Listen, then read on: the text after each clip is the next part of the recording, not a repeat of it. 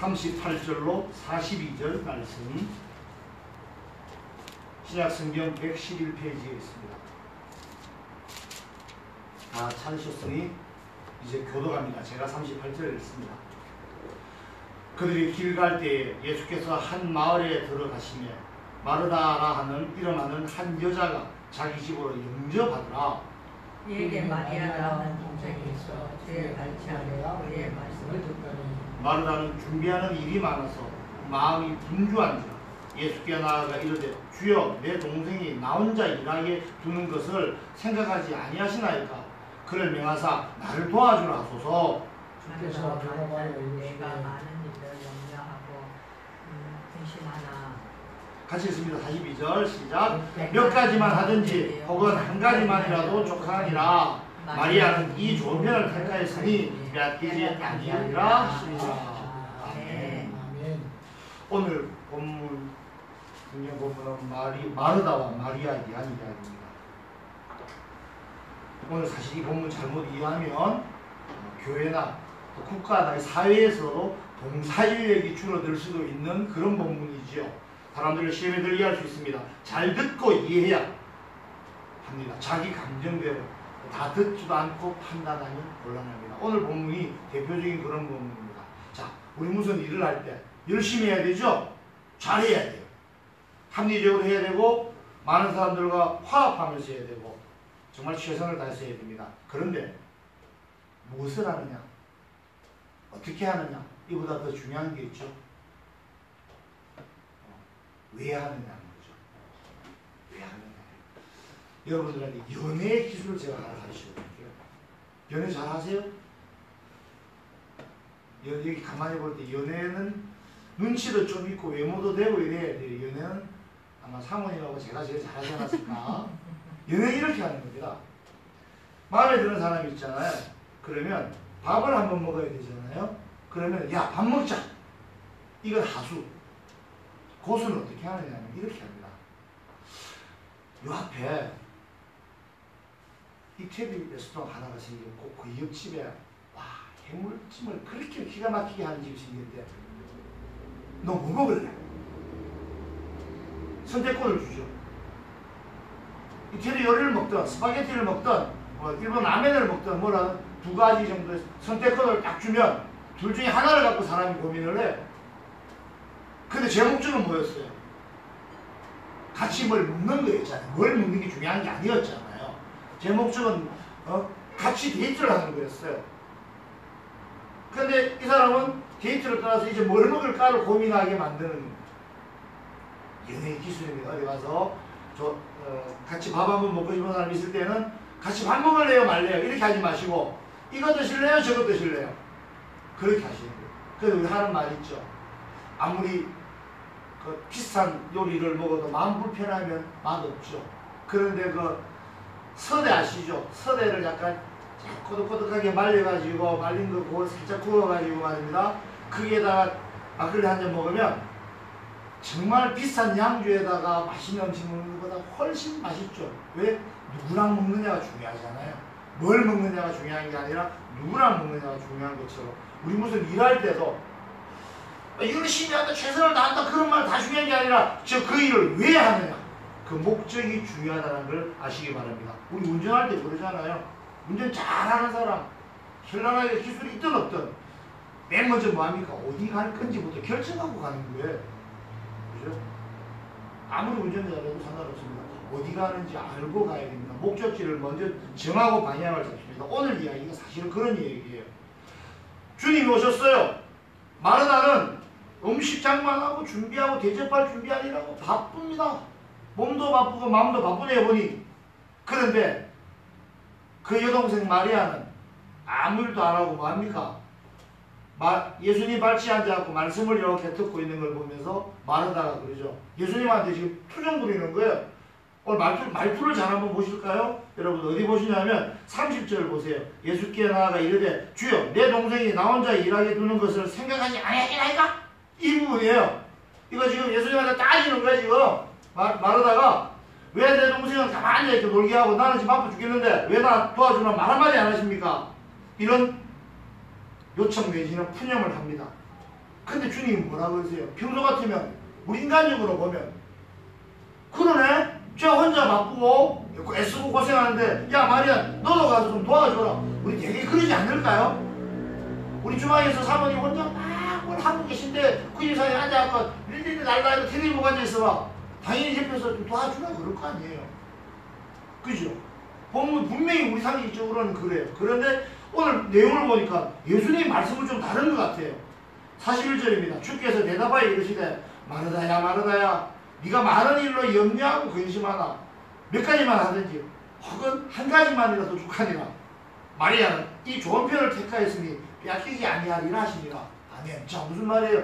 여기서 예수님께서 지금 마리아의 편을 들어주고 계십니까? 아니죠. 느낌이 분위기가 지금 마리아 편 드는 느낌이 아니, 마르다를 편 드는 느낌이 아니잖아요, 지금. 주님은 여기서 바삐라는 마르다는 옳지 않고 어찌 보면 주님 밟지 않는 말씀만 듣는 마리아가 옳다고 지금 말하시는 그 느낌이 지금 분위기가 드는 것이 오늘 본문입니다. 그 성경 본문을 잘 이해해야 돼요. 이 얘기를 가지고 이상하게 또 설교해서는 안 되지만요. 성경에 있는 많은 부분들을 전체적인 맥락을 다 이해하지 않고 본인이 원하는 얘기를 하기 위해서 성경을 빌려다 쓰는 그런 형태도 가끔씩 있을 수 있습니다. 그래서 여기서 말씀 들을 때 잘 들으셔야 돼요. CBS나 CTS 있죠.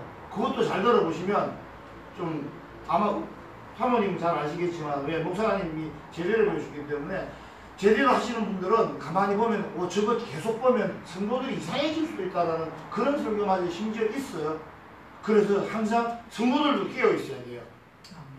이 말세에는요 적 그리스도들이 많이 나타나서 목자라고 행세하면서 목자가 아닌 목자들이 얼마나 많은지 모릅니다. 요즘 6개월짜리 얼마 전에 신문에 텔레비 많이 나왔죠. 6개월짜리 목사가 나와가지고 뭘 한다고요. 거기 보람상조 그 회장이 목사가 됐답니다. 6개월 동안 했는데 그게 백석이던데 보니까 어떻게 안수를 줬는지 모르겠습니다만 교회 헌금을 받아가지고 비자금을 만들고 이러고 있답니다. 사람들이 세상을 정화시키고 교화시켰던 교회가 세상보다 더 악한 짓을 하고 세상에서 지탄을 받는 일을 하고 있을 때 교회 다니는 사람들 특히 목회자들은 마음이 씁쓸하고 아프죠. 근데 이 또한 사실은 성경에 예견된 얘기죠. 즉 그리스도가 나타나서 가짜 목사들이, 가짜 목회자들이, 가짜 목자들이 양들을 끌고 어디로 갑니까? 천국으로, 천성을 해서 천국을 해 나가야 될 텐데 어디 뻔한 데로 가는 경우도 있습니다. 그래서 성도들도 요즘은 책임이 있어요. 깨어 있어야 돼요. 성도들 깨어 있고 목사들도 깨어 있어야 됩니다. 그래서 말씀이 올바르게 선포되어지는 교회, 아마 서울시 중랑구에서는 우리 사람교회가 가장 하나님의 말씀을 올바르게 선포하고 있지 않나 자부하는데 여러분 맞으면 아멘 하시면 됩니다. 아멘. 아멘. 자, 오늘 본문에 나오는 이 마르다와 마리아는 죽었던 요한복음 11장에 등장하는 나사로의 누이들입니다. 예수께서 나사로랑 친해요. 그런데 이 나사로가 죽었다는 얘기를 듣고 예수님께서 가시긴 가시는데 빨리 안 가셨죠. 3일 만에 가셨습니다. 그래서 나사로야 이런 나오더라니까 죽었던 나사로가 살아났어요. 그 나사로의 누이들이에요. 이 나사로는 예수님 옆에 항상 붙어 다닐 거 아닙니까? 그 사람들이 뭐라 그랬어요? 우와, 저 죽었다 살아난 나사로에 있는데 진짜 제가 살아있거든. 나사로가 그 당시에 아마 전도왕이었을 겁니다. 뭐 말 한마디 안 해도 되죠. 그래서 이게 전도가 되고 부흥이 되는 건 어찌 보면 하나님의 그야말로 능력이고 하나님의 몫이고 하나님의 책임이고 또 하나님의 마음이에요. 여러분들 요나 아시잖아요.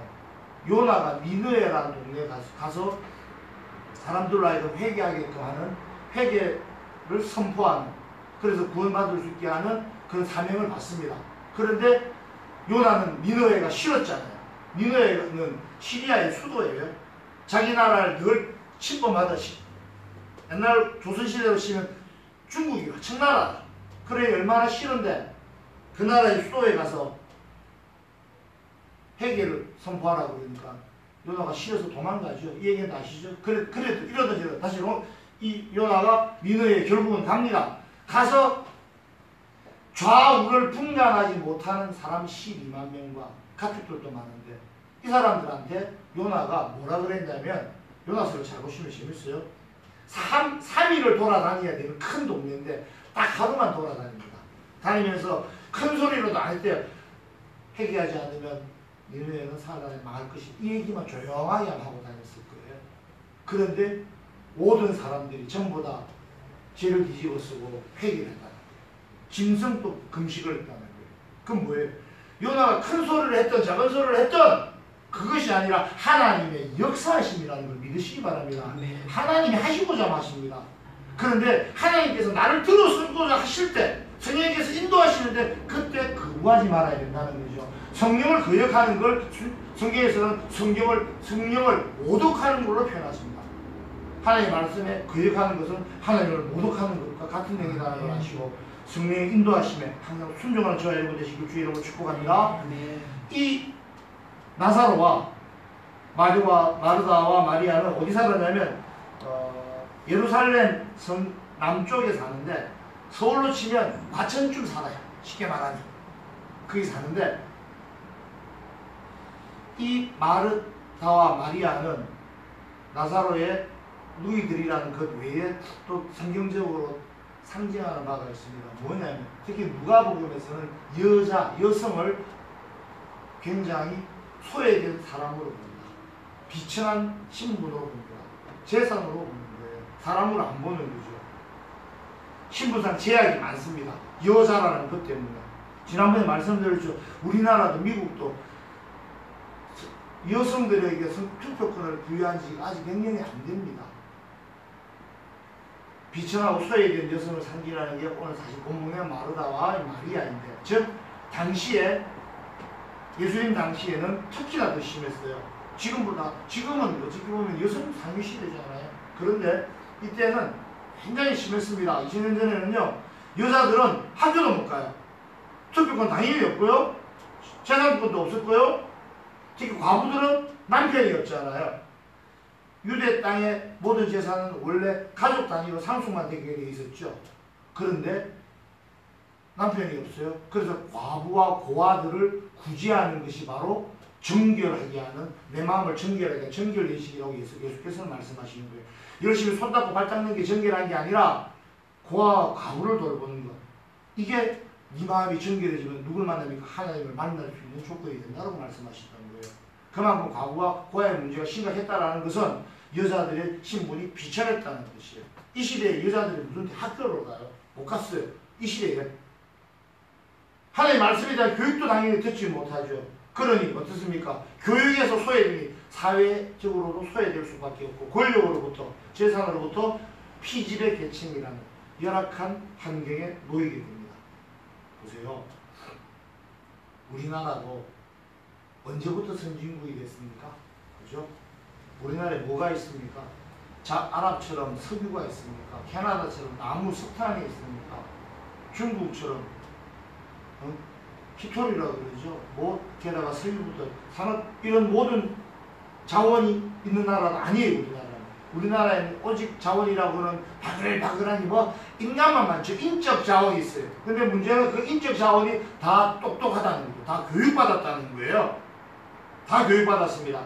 시골 출신들도 다 아시지만 저희 고향도 시골인데요. 저희 모친께서는요, 딸 둘 아들 둘인데 이 딸 둘을 다 대학까지 보내시느라고 모두가 말리는데도 모처럼 보내시더라고요. 왜? 딸들이 배워야 된다. 엄마가 배워야 여자들 자식들도 가르칠 거 아닙니까? 정말 대한민국의 교육률은 어찌 보면 지나칠 정도로 강력했습니다. 그 결과 대한민국은 선진국이라는 대의를 합리화하게 됐죠. 보세요. 이런 대한민국 같은 나라가 전 세계에 한 군데 더 있습니다. 어디일까요? 베트남이에요. 지금 베트남이 국가 경제 성장률 자체가 성장하고 유일한 나라인데, 베트남은 왜 그렇게 잘하고 있냐? 베트남은 미국하고 전쟁하고 싸워갖고 이게 유일한 나라예요. 미국하고 싸울 수 있는 나라가 어디 있습니까? 근데 미국과 싸워서 이겼어요. 베트남은. 북한은 비겼고요. 북한도 세죠. 그럼? 북한도 우리 무조건 무시만 하고 저 핵물리기만 위험한 아이들만 두면 그렇게만 간주해서는 안 됩니다. 자, 어쨌든 보세요. 이 베트남은요, 인구가 우리보다 훨씬 많아요. 거의 2억이죠. 그런데요, 이 베트남은 대한민국하고 비슷해가지고 아이들 공부를 무시하게 시킵니다. 그리고 그 옆에 라오스, 캄보디아 이런 나라도 있는데 그 나라들은요 땅만 팔면 먹을 게 많고 뭐가 많으니까 사람들이 뭐 노력을 안 해요. 거기서 원자재를 가져와가지고 베트남에서 가공해서 팔아요. 미국이나 중국에. 얼마나 애들이 똑똑하겠습니까? 여러분들 식당 같은 데서 뭐 베트남 친구들이 와서 홀에서 서빙 많이 하죠. 절대 무시하시면 안 돼요. 똑똑한 아이들이에요. 우리나라에서 옛날에 미국으로 그죠? 미국의 간호사로 혹은 식당에 일하러 간 사람들, 우리나라 사람들 얼마나 많이 갔어요. 그 사람들 다 한국에서 똑똑한 사람들이 간 거잖아요. 그래서 우리나라에 일어서게 된, 뭐 이러든 저러든. 자, 베트남 사람들 대단합니다. 무슨 말이냐? 교육을 중시하는 나라. 사람을 가르치는 나라. 그런 나라들은 당장은 힘들지 모르겠지만 그 교육 잘 받은 사람들이 나와서 뭐라도 하겠죠. 그런데 이 마리아와 마르다 이 시대는 뭐라고요? 교육을 전혀 받을 수가 없었어요. 유명한 랍비나 유명한 선생님 있어도 초초봉역 여러분 지금 막 가잖아요. 아무나 텔레비도 나오고. 근데 그때는 그런 교육받으러 갈 기회가 전혀 없습니다. 그 여성들은 아무것도 몰라요. 정말 무지했어요. 왜 무지하겠을까요?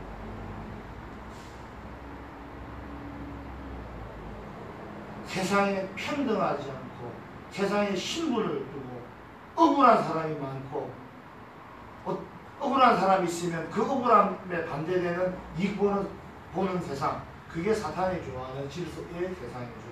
우리가 말하는 공평하고 하나님의 공평과 공의가 있는 세상이 아니라 일부 잘먹고 잘 살기 위해서 나머지는 해함을 당하는 것. 예수께서 말하시는 탐욕을 피하라고 하실 때 그 탐욕이라는 게 아니라 그런 거예요. 누군가에게 피해를 준다라는 의미거든요.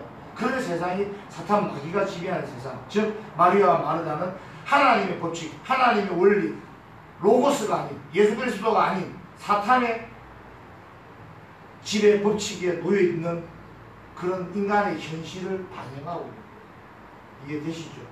그죠? 즉 예수께서 여성 교육이 없던 시절에 마리아가 예수님 발치에 앉아서 이야기를 듣기 위해서 예수님이 허락하셨으니까 거기 앉았을 거 아닙니까? 그 허락하셨다는 거예요. 예수님은 파격적인 행보를 볼 수가 있습니다. 아주 이례적이죠. 여성이기 때문에 금지된 거잖아요. 하면 안 되는 거예요. 마리아도 용기 내어서 금지되어 있고 하면 안 되는 거 하고 나온 거예요. 예수님께서는 또 그걸 받아주십니다. 왜? 세상의 법칙이 이제 깨지는 거예요. 세상에서 이래 해야만 된다라고 당연시 여겼던 이치가 깨지기 시작하는 겁니다. 사탄의 법칙, 사탄이 만들어 놓고 인간들이 그걸 준수하면서 어떻게 해요? 불평등한 세상, 어두운 세상, 슬픔이 있는 세상, 뺏고 빼앗기는 세상, 그런 세상에 우리가 살고 있다가 이제 예수님이 오신, 예수님의 로고스, 하나의 법칙, 하나님의 이치, 하나님의 법이 세상 법을 이겼다라는 걸 단적으로 보여주는 모습이 마리아가 예수님 발치에 앉아서 말씀을 듣고 있는 이 장면이라고 이해하시면 좋을 것 같습니다.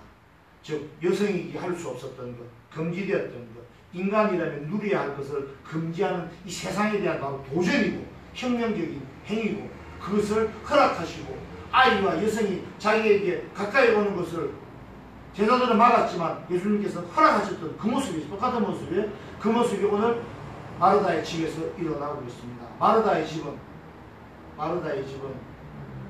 원래는 사탄 마귀가 지배하고 있던 집이죠. 죽을 수밖에 없는 운명으로 살아가는 집입니다.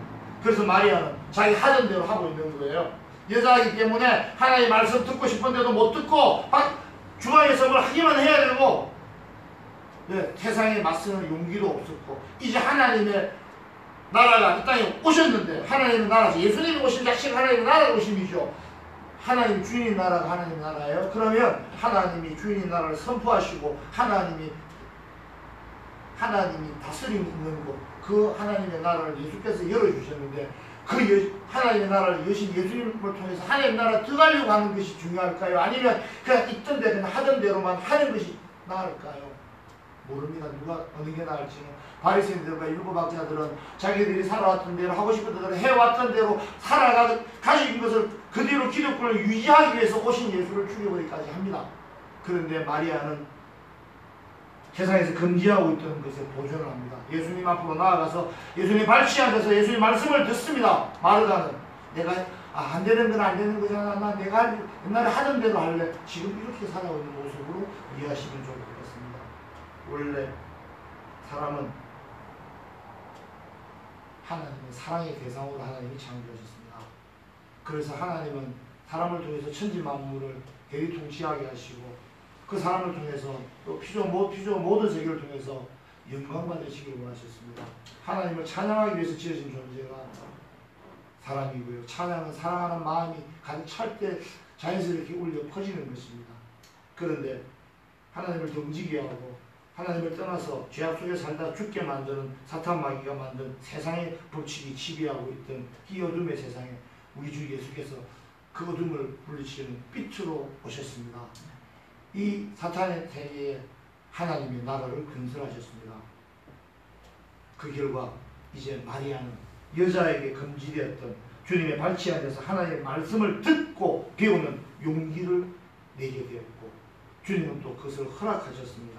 즉 남녀노소 신분의 천하고 높음이나 가난하거나 부유하거나를 구분하지 않으시고 주님은 한결같은 사랑으로 우리를 대하시는데 그 한 부분이 마리아가 가까이 온과 마리아가 발치 앉아서 말씀을 듣는 저 마리아의 교육을 허락하신 겁니다. 반면 마르다는 당시 여성이라면 당연히 해야 되는 음식 준비는 분주하였습니다. 교육이 아닌 당시에 당연히 해야 되는 것. 더 나아가면요, 인간을 압제하는 이 세상에 굴복하는 것이 바로 마르다가 마리아처럼 나오지 못한 것이겠죠. 42절 한번 볼까요? 42절 한번 읽어봅니다. 시작.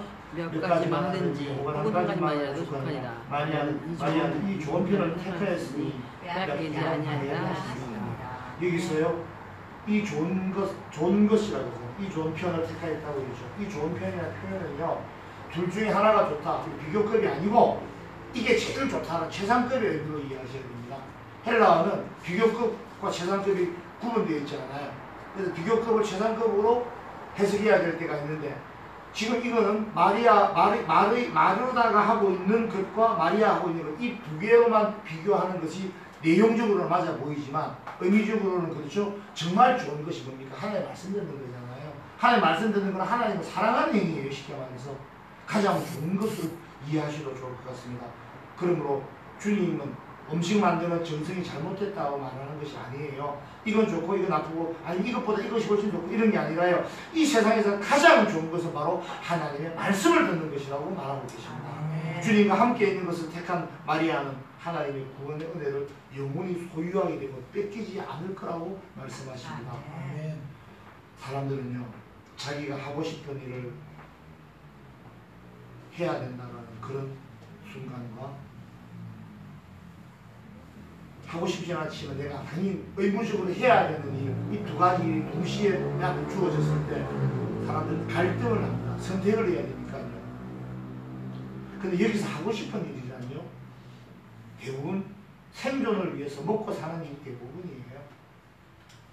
육신의 갈증, 필요, 욕망에서 출발하는 일이 사실은 인간의 마음을 하고 싶은 일이라고 이걸 위장시키는 거예요. 사실 하고 싶은 일이란 만족을 얻게 하는 일입니다.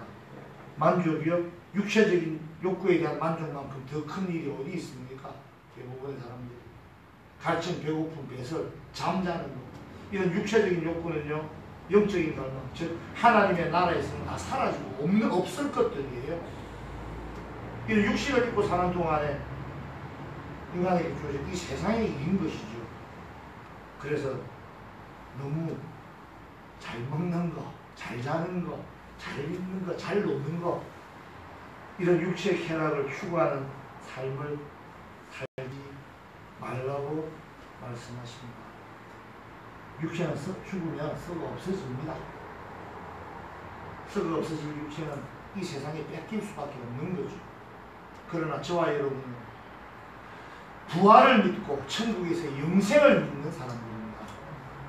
썩어 없어질 육체를 위해서 행하는 일보다 영원한 생명과 안식을 주시는 하나님의 말씀이신 우리 주 예수 그리스도 안에서 사시는 저와 여러분이 되시길 주님의 이름으로 축복합니다. 우리 금식기도 하잖아요. 금식기도 왜 합니까? 네? 가장 인간의 기초적인 욕구, 욕망, 내게 정말 필요한 것, 이것보다도 더 간절한 기도가 있을 때, 그 간절하게 간구해야 될 바가 있을 때 음식마저 포기하고 기도하는 게 금식 기도예요. 금식 중에는 사실은 배가 고프다고 느끼는 사람도 별로 없을 거예요. 그게 맞고요. 왜요? 사람은 떡으로만 사는 것이 아니라 하나님의 말씀으로 산다는 것을 믿으시기 바랍니다. 그리고 살이 자꾸 찌면서 옷이 안 맞을 때는 어쩌면 되냐면 금식 기도를 한번 할 때가 되는 거예요. 사모님 환영이 아니야 지금? 금식 기도는 가끔은 할 때 하나님 사인을 그렇게 주십니다. 옷이 맞는 게 없으면 옷 사러 가야 될 때가 아니라 금식 기도를 한번 하시면 배도 안 고픕니다. 제가 왜 자꾸 우리 구입사님을 보고 이 얘기를 하고 있는지 모르겠어요. 자, 봐요. 우리 육신 돌보는 일은 중요합니다. 말씀이 결론을 냈습니다. 육신 돌보는 일 중요하죠. 그런데 너무 그 일에 매여서 염려하고 시간 뺏기고 육신을 돌보는 일에 인생을 허비하지 마시기 바랍니다. 하나님의 말씀을 듣는다는 것은 하나님을 사랑하는 행위입니다. 하나님을 더욱더 사랑하시기 바랍니다. 하나님의 말씀에 더욱 집중하시고 자주 친근하게 말씀과 접하시기 바랍니다. 내가 하고 있는 일보다 내가 해야 되는 일을 생각해 보시고 내가 하고 싶은 일보다 하나님이 원하시는 일을 하시기 바랍니다. 지금까지 살아온 내 방식, 내 생각, 내 주장 내려놓으시고 가장 중요하고 가장 좋은 일, 가장 좋은 것을 지금 이 순간 누리시는 저와 여러분 되시기 바랍니다. 좀 더 있다가 할게요. 요거만 좀 더 놀다가요. 좀 더 있다가 내가 하는 일 열심히 할게요. 그렇게 하지 마십시오. 주님 언제 다시 오실지 모릅니다. 주님 오셔가지고 갑자기 오셔서 그동안 어떻게 잘 있었냐 라고 했을 때 예 제가 이렇게 했나이다 라고 말할 것인지 아니면 부끄러워서 고개를 못 들고 아우 조금만 더 있다가 오시지 그러시겠습니까?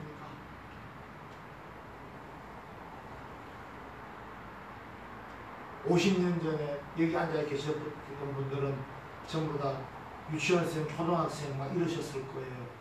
근데 지금 벌써 60, 70이 다 되셨죠. 돌아보시니 제일 젊은 제가 이런 말씀 여쭤봐서 정말 죄송합니다만 돌아보시니 참 금방 갔죠. 남은 기간이 지금 지내온 기간보다 별로 많지는 않을 겁니다.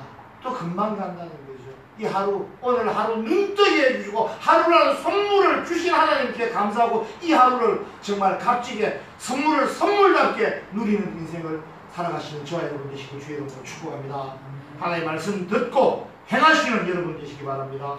내 인생의 물질이라 시간은 내 물질과 시간을 쓰고 없어질 육체에만 사용하지 마시고 주님과 동행하며 사는 인생 정말 이제는 하나님의 법으로 살아가는 인생 내게 금기되었던 것이지만 이제는 용기 내시고 주님이 허락하시는 주님 발 앞치에 와서 주님 말씀 듣는 인생 그리고 그 말씀을 들었으면 행하여서 진정한 헌신을 통해서 더욱더 내 마음이 가난해지고 그래서 더욱더 내 마음에 하늘의 신령한 것으로 채워지는 역사가 있는 그런 저와 여러분 인생 되시길 주의 이름으로 그도 축복합니다.